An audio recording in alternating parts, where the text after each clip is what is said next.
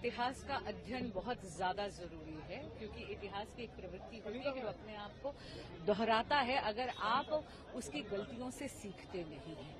और इमरजेंसी एक ऐसा काला अध्याय है, भारत की आजादी के बाद हमारे लोकतंत्र की हत्या का अध्याय है। श्रीमती गांधी और तत्कालीन कांग्रेस सरकार ने सत्ता के मुंह में सत्ता को जकड़ने के लिए शांति के समय देश में इमरजेंसी वो आपातकाल घोषित करा।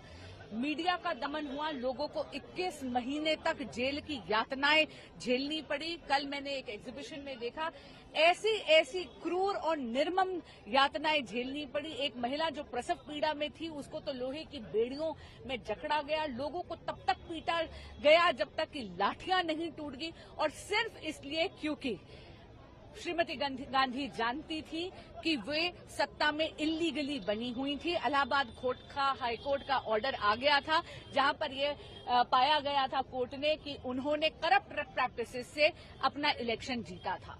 आज उनके वंशज और कांग्रेस पार्टी संविधान झलकाते हैं, लेकिन संविधान कभी खोलकर नहीं देखते।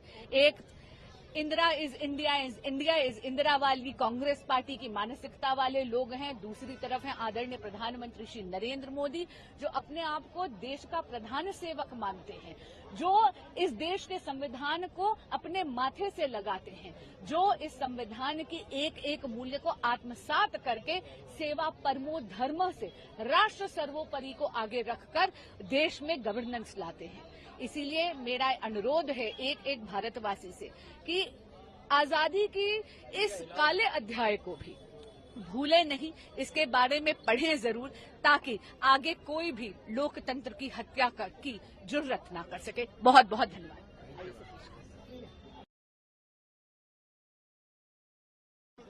ये देश को बताना जरूरी है कि कैसे अत्याचार हुआ था लोकतंत्र में, जनता के अधिकारों का, प्रेस के अधिकारों का, जुडिशरी को कॉम्प्रोमाइज किया गया, जजेस को सुपरसीड किया गया, कला क्षेत्र को बैन किया गया, दिल्ली में नसबंदी की गई।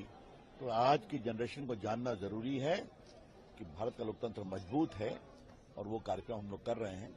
मुझे मालूम है कांग्रेस को मिर्ची लगती है, उनको मिर्ची लगने दीजिए, ठीक है। कांग्रेस का लेकिन ये भी कहना है कि 50 साल पुरानी चीजों को क्यों याद करना, हम भी तो 1 साल से संविधान बचाओ की कैंपेन चला रहे हैं। अच्छा, वो कर रहे हैं, सही में कर रहे हैं क्या?